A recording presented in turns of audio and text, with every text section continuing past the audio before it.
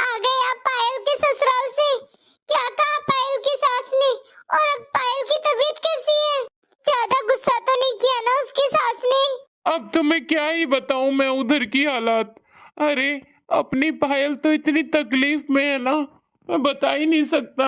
ऊपर से उसकी सास उसे कुछ खरी खोटी सुनाने में कमी नहीं छोड़ती। माँ, वो पायल को तो क्या कुछ सुनाए बिना छोड़ेगी, उसने तो हमें ही बहुत कुछ सुना दिया। आपको पता है कितना भला बुरा कहा उन्होंने पापा से।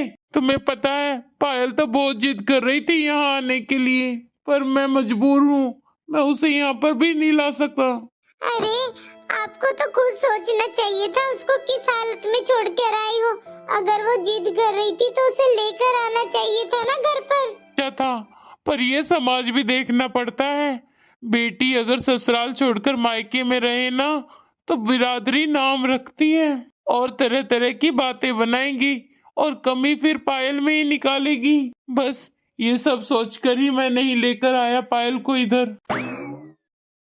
पापा जी भी ना, इतनी बुरी हालत है दीदी की और फिर भी उनको उधर ही छोड़ाए। दुनिया के चक्कर में अपनी ही बेटी को तकलीफ दे रहे हैं। कैसे हैं पापा जी? पता नहीं कैसी हालत में होगी मेरी पायल बेटी। और उसकी सास है कि फोन पर भी बात नहीं करने दे रही मुझसे। तुम चिंता मत करो, सब कुछ ठीक हो जाएगा।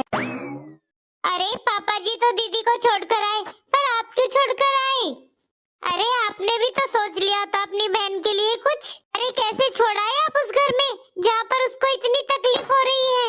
अब तुम्हें कैसे बताऊं काजल, उधर कितना कुछ हो रहा था। बोला था मैंने पापा को कि पायल को घर ले चलते हैं, लेकिन पापा उन्होंने अपनी मजबूरी बता दी। और जहाँ तक है पापा की बात से मैं सहमत भी हुआ।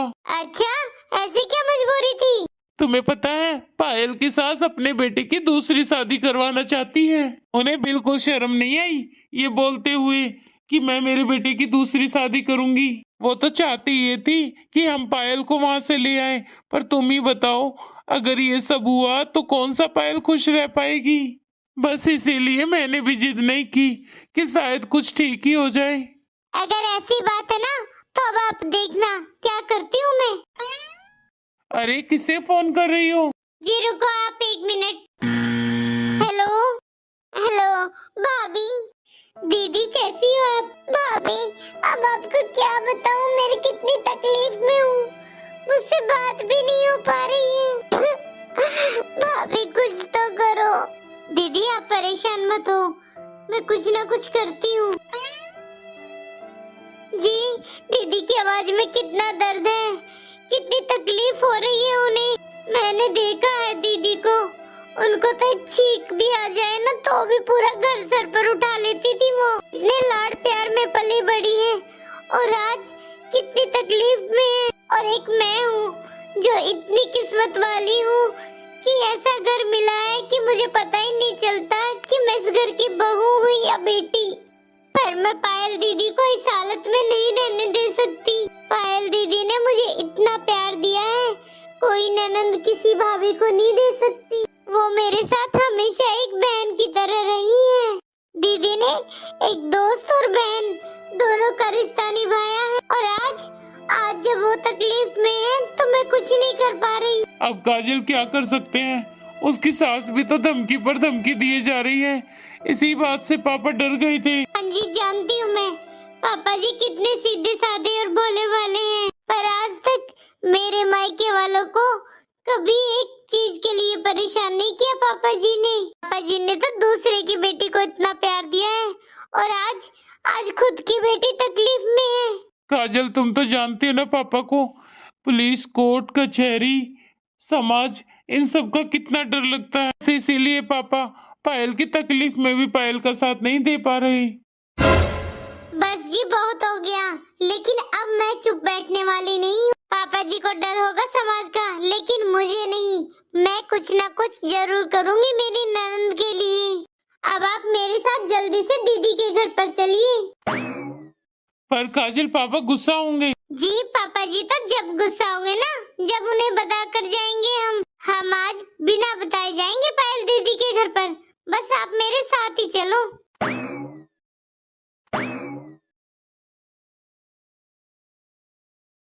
दीदी अब आपको चिंता करने की कोई जरूरत नहीं है, आपके भाई भाभी आ गए हैं ना।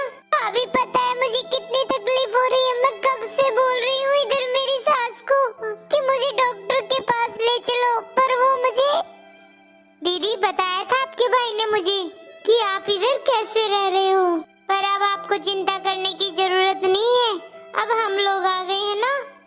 आज हॉस्पिटल जाकर सारे टेस्ट करवा लेंगे आपके और पता भी चल जाएगा कि क्या हुआ आपको। अरे कुछ नहीं हुआ तुम्हारी ननंद को, ये सब ड्रामा है, इसका काम ना करने के बहाने हैं। आंटी जी मुझे तो लगता है आपने अपनी जवानी में ऐसे ड्रामे किए होंगे, इसीलिए आपकी बहू की बीमारी ड्रामे लग रही है ना। अगर आपकी बहू इतने ही नाटक कर रही है तो हॉस्पिटल में इसकी जांच क्यों नहीं कराई? अरे किस चीज की जांच कराऊं? बीमारी हो तो जांच कराऊं, अब बहानों की भी क्या जांच होगी? आपको तो शर्म आनी चाहिए आंटी जी, एक तो आपकी बहू बिस्तर पर पड़ी है जबकि आपको उसे हॉस्पिटल लेकर जाना चाहिए था। अरे ये सब करने के लिए भी उसके भैया भाभी को आना पड़ा इधर। तुम कुछ ज्यादा ही नहीं बोल रही हो? अरे कहाँ आंटी जी, इतना ज्यादा कहाँ बोले हूँ जितना आप मेरे ससुर जी के सामने बोले हो। आपको शर्म नहीं आई? एक तो उनकी बेटी बिस्तर पर पड़ी है, तबीयत खराब है उसकी, ऊपर से उन्हीं के सामने बोलती रहती हो कि आप अपने बेटे की दूसरी शादी करोगी। अरे ये धमकी किसको दे रहे हो आंटी जी आप? आपकी इन धमकियों से हम डरने वाले नहीं है, समझ गई आप? और हाँ, हम दीदी को हॉस्पिटल लेके जा रहे हैं और जैसे ही चेकअप हो जाएगा इधर वापस आ जाएंगे, ठीक है आंटी जी? हाँ हाँ वो तो देख लेंगे कि वापस आएगी या नहीं इधर। चलो दीदी चलते हैं। इनके हस्बैंड? डॉक्टर साहब हम इनके भैया भाभी हैं, आप बताइए क्या बात है, सब कुछ ठीक तो है ना? हाँ डॉक्टर साहब, पायल बता रही है कि 10 दिन से उसकी तबीयत खराब है। आखिर हुआ क्या है उसे? देखो पेशेंट की तबीयत बहुत ज्यादा खराब है, उसको टाइफाइड हुआ है, कुछ दिन के लिए हॉस्पिटल में ही एडमिट रहना पड़ेगा। डॉक्टर साहब कोई चिंता की बात तो नहीं है ना? नहीं नहीं, चिंता की तो कोई बात नहीं है, लेकिन आपने इतनी तबीयत खराब ही क्यों होने दी? लेट कर दिया आप लोगों ने हॉस्पिटल आने में, तभी इतनी कमजोरी आ गई है। पेशेंट को थोड़ा रेस्ट करने दीजिए, ठीक है? ठीक है डॉक्टर साहब। मम्मी जी, पापा जी, आप जल्दी हॉस्पिटल आ जाओ, मैं आपको एड्रेस मैसेज कर रही हूँ। काश दीदी के ससुराल वालों ने जल्दी दीदी पे ध्यान दिया होता तो आज दीदी की इतनी तबीयत खराब नहीं होती। जी देख रहे हो कितनी तबीयत खराब हो गई है पायल की, बेचारी कितनी कमजोर हो गई है।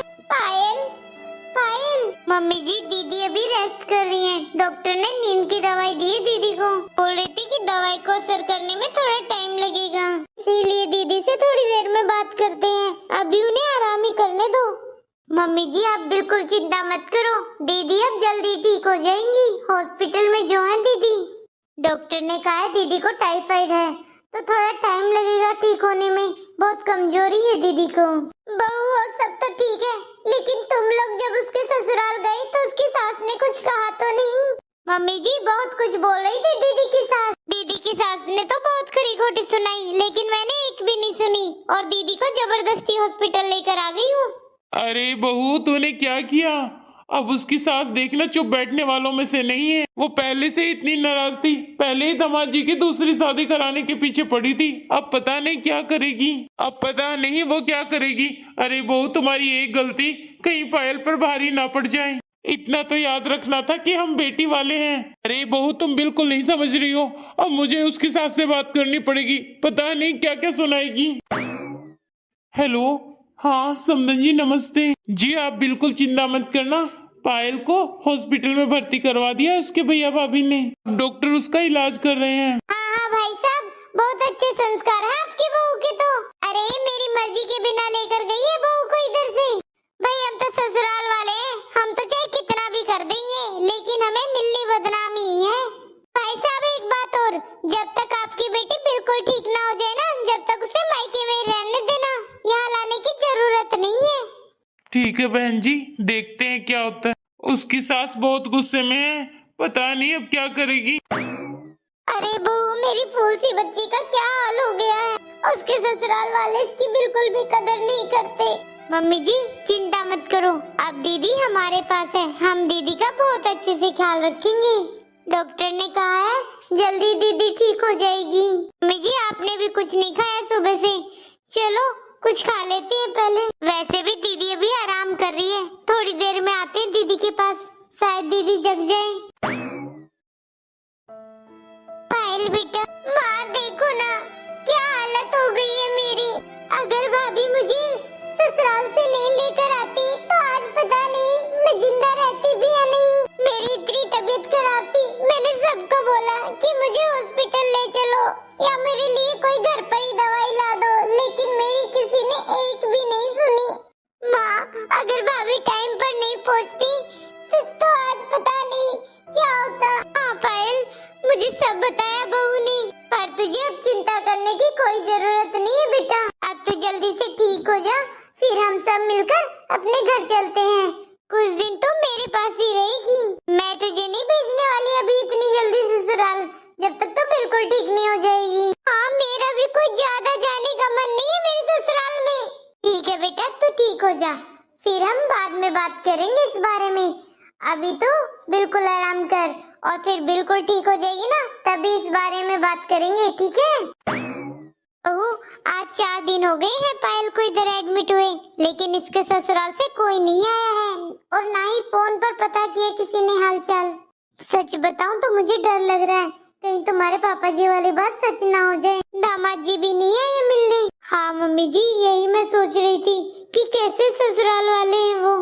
पायल, मम्मी जी लगता है जीजा जी आ गए, हमें बाहर चलना चाहिए। शायद इन्हें मेरी फिक्र हो ही गई है।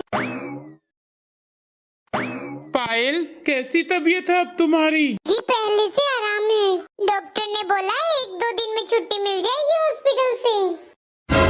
वो सब तो ठीक है, लेकिन ये भी सही नहीं है कि तुम अपने भैया भाभी के साथ आई हो हॉस्पिटल में। अरे एक बार तुमने पूछना भी जरूरी नहीं समझा मुझसे। हाँ तुम तो ये दिखाना चाहती थी ना कि मैं और मेरी माँ तुम्हारा इलाज नहीं करवाना चाहते हैं ना।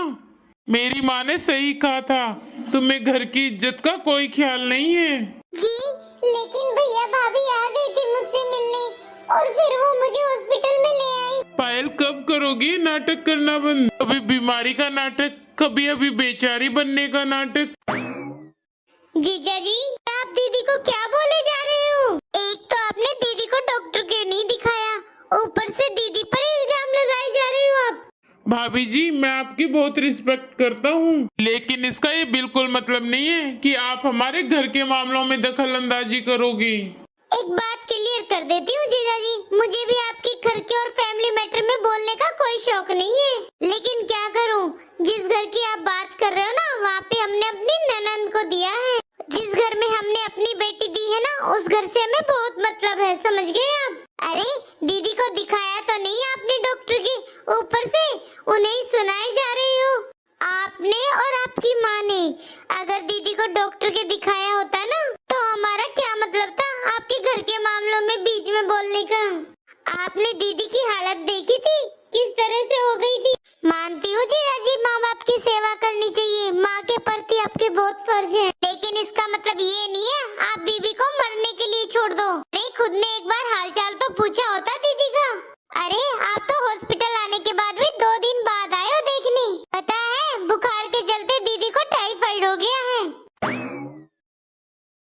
पर आपके पास टाइम कहाँ है दीदी के लिए? क्या इसीलिए शादी की थी क्या दीदी से? एक बात कहूँ जीजा जी, मैं भी एक घर की बहू हूँ और किसी की बीवी, लेकिन मेरे पति अपने माँ बाप की सेवा के साथ साथ मेरा भी बहुत ध्यान रखते हैं। भाभी जी मुझे माफ कर दीजिए, मुझे नहीं पता था कि पायल की तबीयत इतनी खराब हो जाएगी।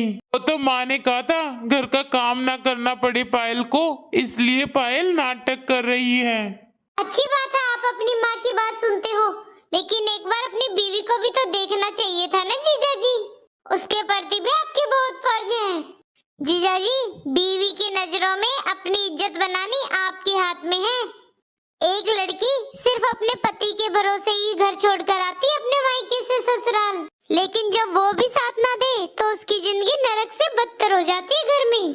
अगर आपने एक बार भी दीदी का साथ दिया होता ना तो शायद आपकी माँ भी दीदी के साथ ऐसा बर्ताव नहीं करती।